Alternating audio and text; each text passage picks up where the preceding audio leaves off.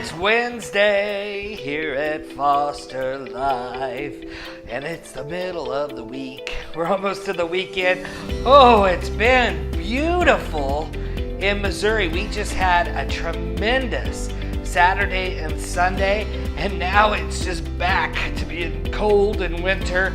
I could do the 60s and 70s all the time, and that's what we've been having here. I'm sure looks across the country that there's been some really cold spots, and if you're in one of those places that it's 0 or below, oh, I feel sorry for you. I could definitely go to the Bahamas and live, and I would have no problem. I could never see snow again, and I would be totally cool with that. Hey, today on Foster Life, we're talking about ways that you can support foster families and the foster community.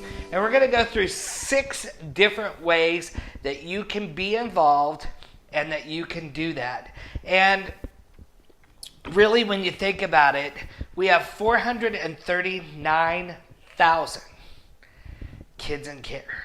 And I don't know if you've ever seen 439,000 people, but I used to be an executive producer in the live concert industry, and that is a crap load of people. And a lot of times, we as Americans and as citizens think that the government and the state have it all taken care of, and everything is just rainbows and unicorns, and that it's all happy. But it takes a tribe.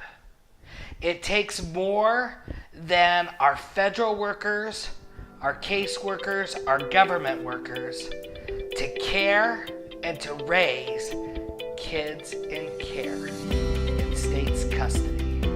And that's where you come in. Today, we're going to go through what you can do to support the community, be involved, and make a difference. We're going to start tearing it down next on Foster Life.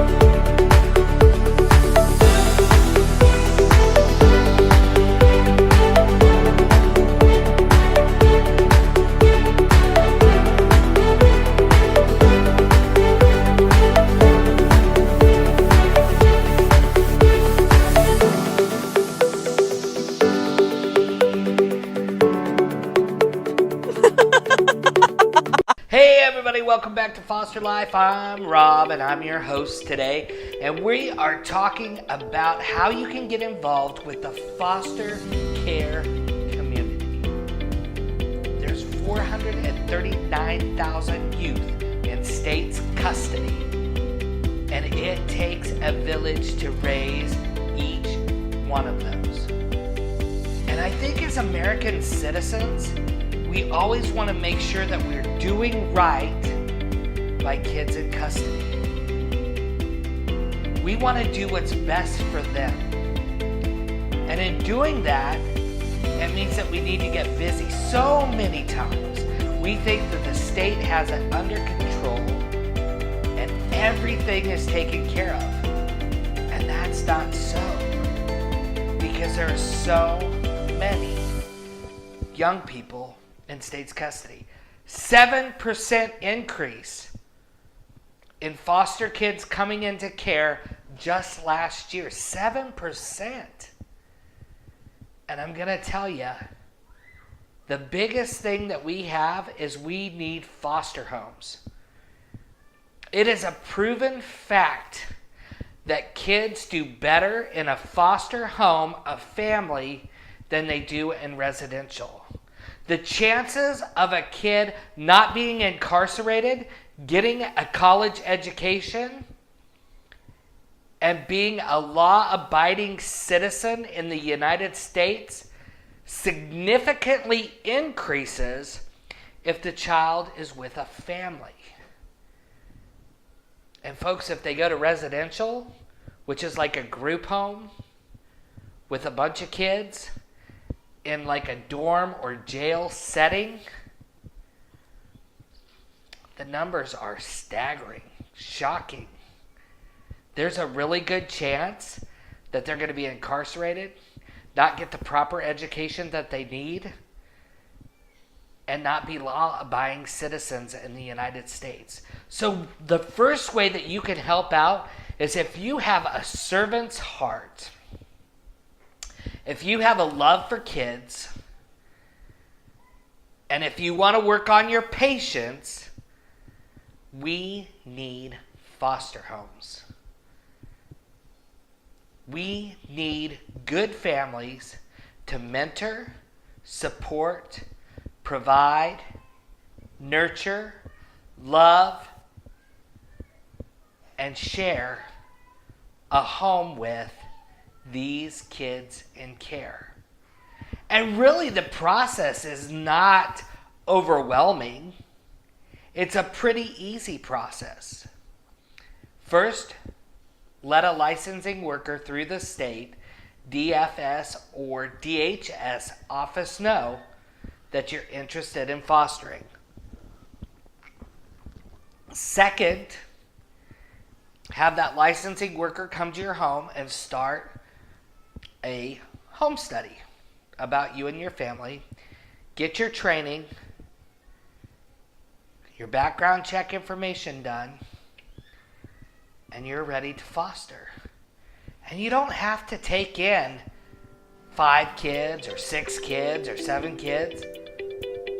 If we had 20,000 families step up and take 1 kid, that's 20,000 kids that now have a home instead of going to residential.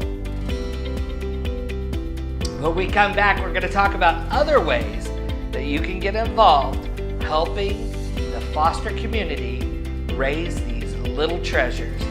Only on Foster Life.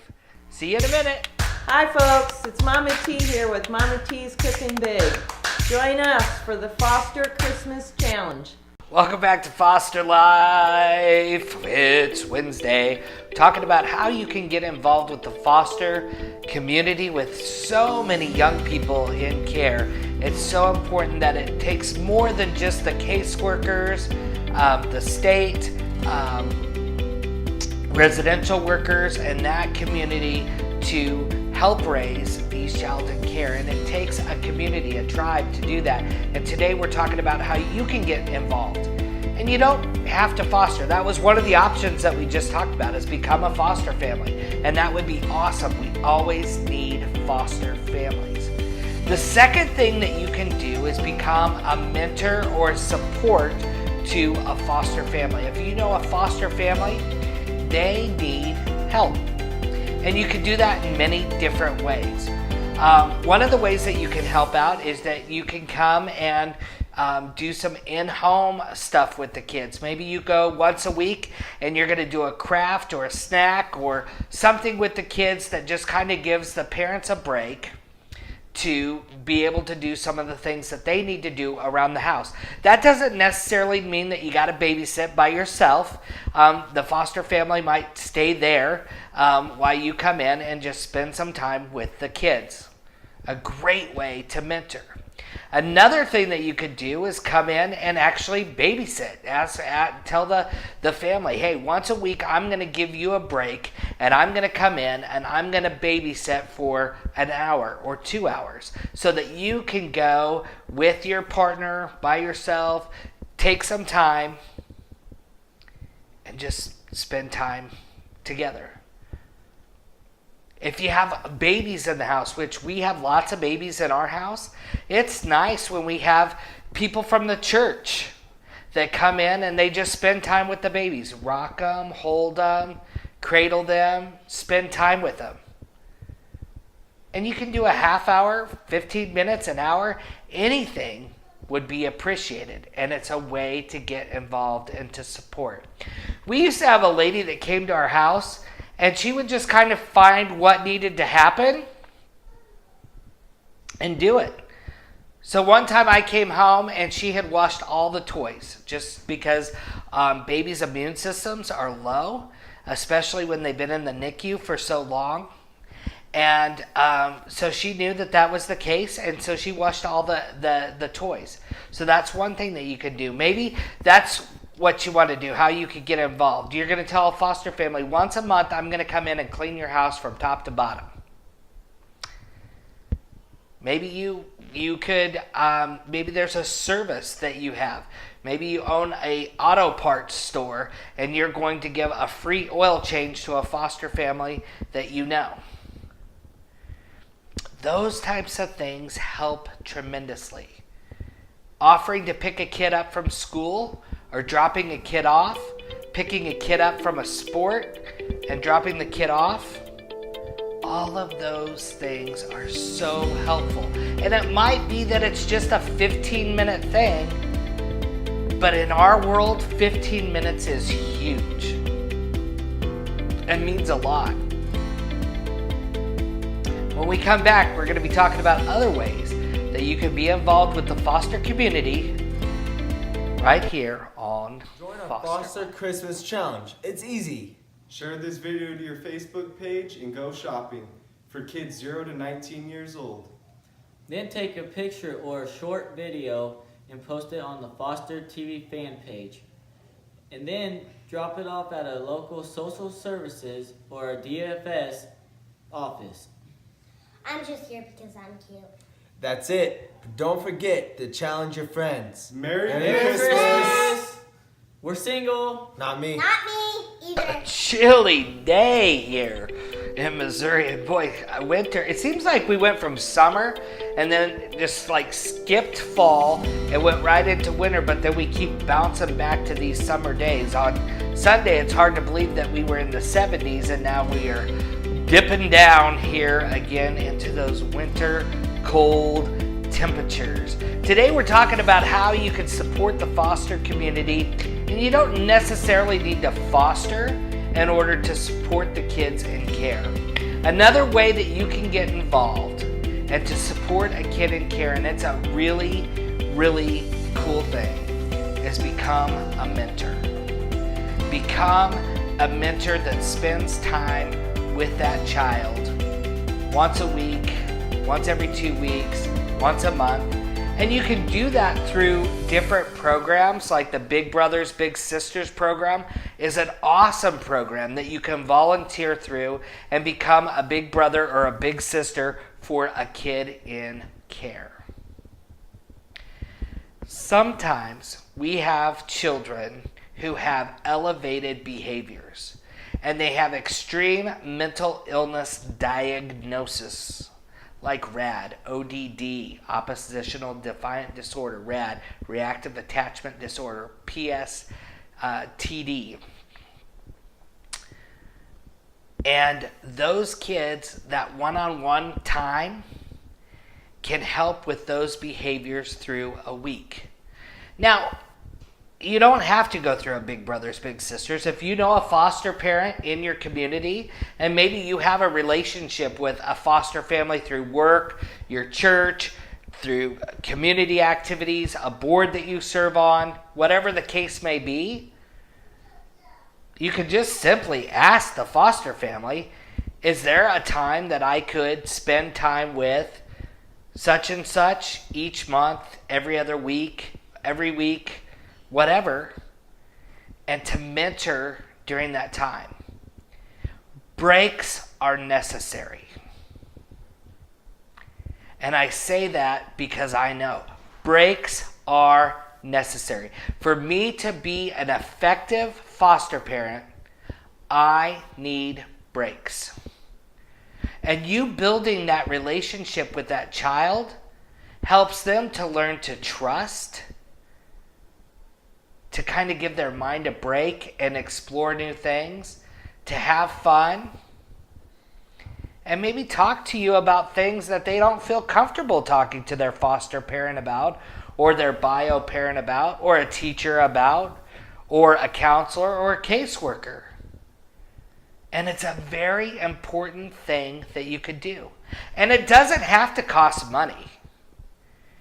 Maybe you're going to go pick them up and you guys are going to hang out at the park for an hour and throw a ball or play basketball. Maybe you're going to go walk around the mall for an hour. Maybe you're going to go to a sporting event that the high school has, and you're going to take them, or college. Or maybe it is going to cost something. Maybe you decide that every week I'm going to take such and such for coffee or for lunch. Maybe you're going to meet them at school for lunch. If you're going to meet them at school, make sure that the foster family sets that up prior to, because we're really strict about who can come and go in the school with our kids.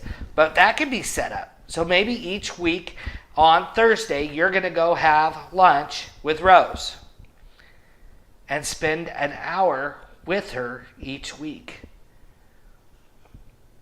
Mentors are important.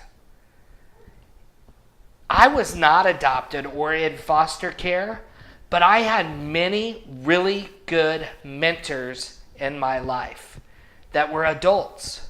One, my youth pastor and his wife, huge influence on me.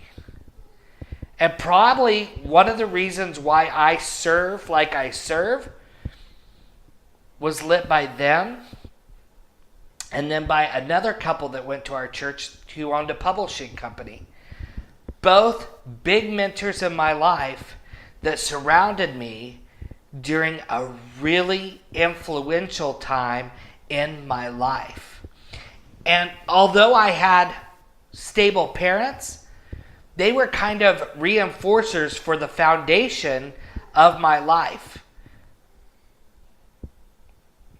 and gave me stability in my life, gave me a vision in my life.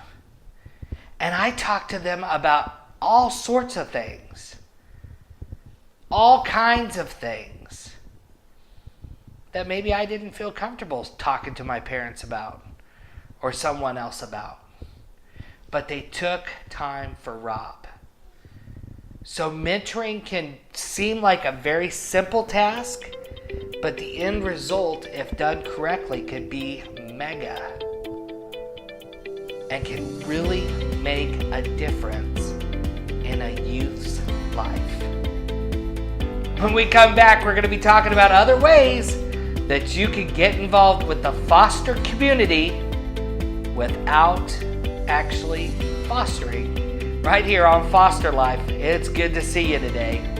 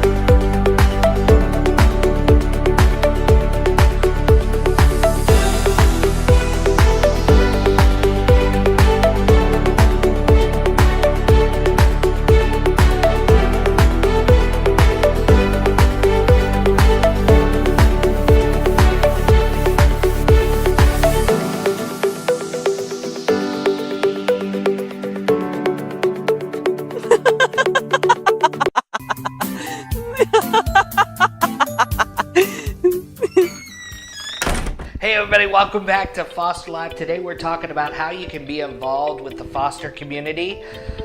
And it's so exciting, I think, for me to talk about this because just think about it. We're actually helping people that need help.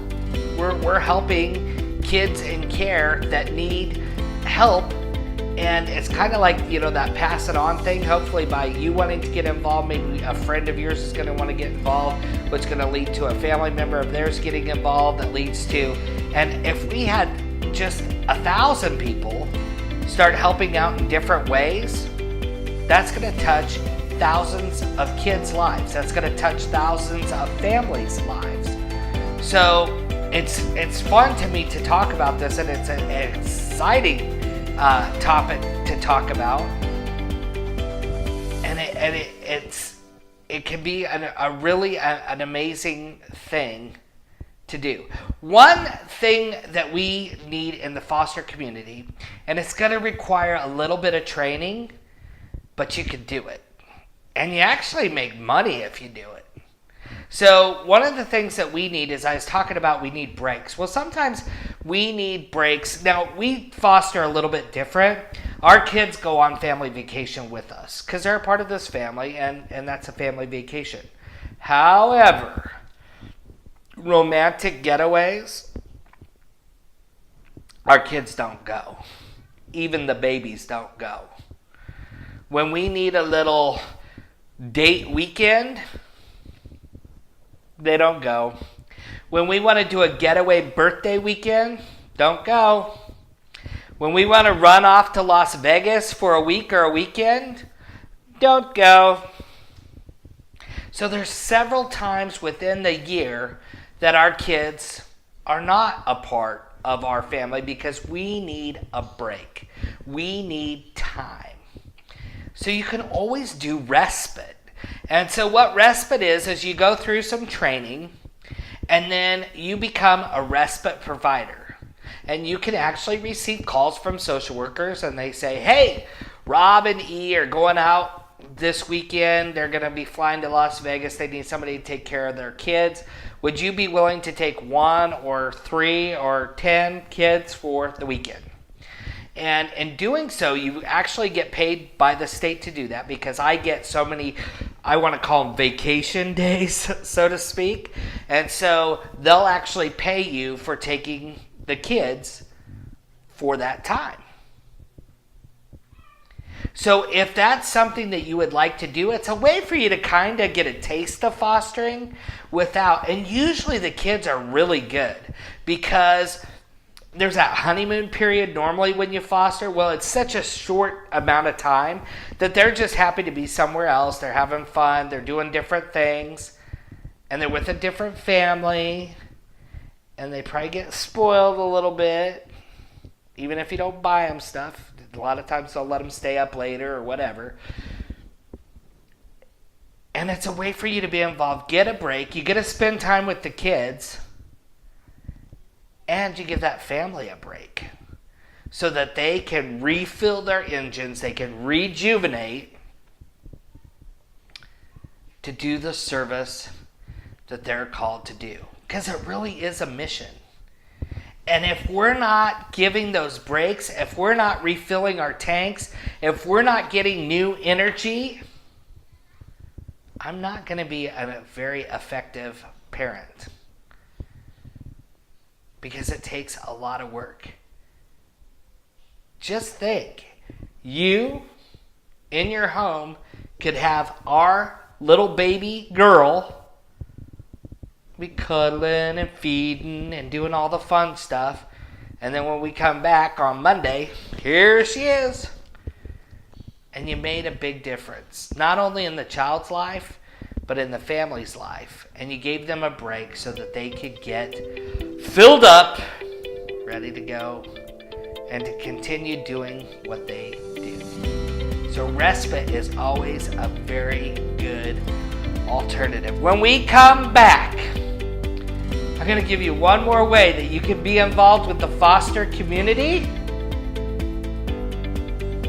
And we're going to wrap it up right here on Foster Life. Stay tuned. Foster Christmas Challenge. It's so simple. All you have to do is click share on this video right here and share it with your friends.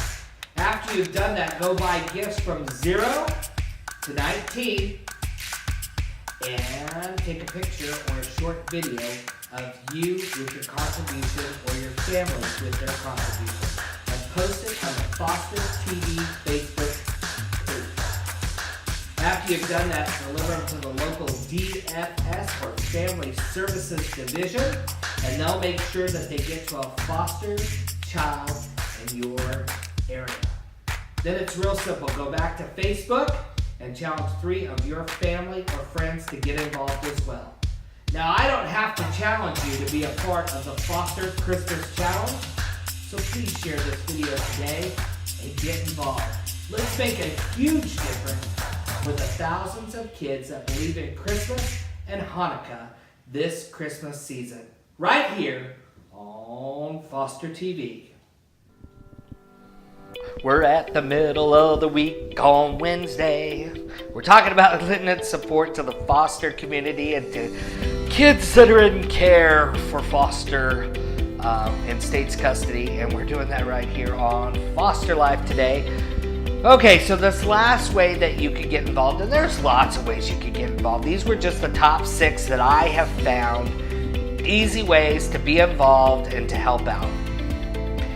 Now this next one, it's going to take you kind of thinking through and processing and making sure that you're cool in doing this, because not everybody's cut out for this next thing. And I do this as a foster parent, but it took me a while to kind of get my judgment out of the way and kind of build my patience and to do that. But another way that you could be involved with the foster community is to lend support to the bio family, to the kids' biological family. Maybe that means that you're going to meet with mom once a week for coffee and just talk about what's going on, how they're feeling, how they're doing with their plan for reunification, what kind of court things they have coming up. Maybe that's how you're going to lend support to the bio family. You tell a mom or a dad, hey, I'm going to be in court with you every single time you go, so let me know because I want to be there for you. Maybe you're going to be there as a support when they do their FST meetings, which are their monthly meetings about how the kids are doing, how the case is coming, what the parents are doing. Maybe you want to be a part of that. Maybe you're going to help a bio mom or dad find a place to live, find a job, help them to structure out a budget, and be a mentor to them. They need help too. I'm going to tell you. Right now, out of the 439,000 kids that are in care, about half of those are going to go back home. Half are going to be reunificated with their family. I don't think that's a very good number. Half? I think my expectations are a little bit higher than half. That means half are going to stay in the system, be adopted, and our taxpayers are going to take care of until they're 21. Half. So maybe if we had thousands of mentors coming together to mentor these bio parents, and God love them, sometimes they're not monsters. Sometimes they just need guidance. I have moms that I've worked with that they didn't know that you're supposed to feed a baby every 3 to 4 hours. Didn't know. They didn't know that you got to check the diaper every hour to see if they've gone on it. You need to be checking that on a regular basis so they don't get a rash. They didn't know that if their teenager doesn't want to go to school and doesn't show up for school on a regular basis, that comes back on them.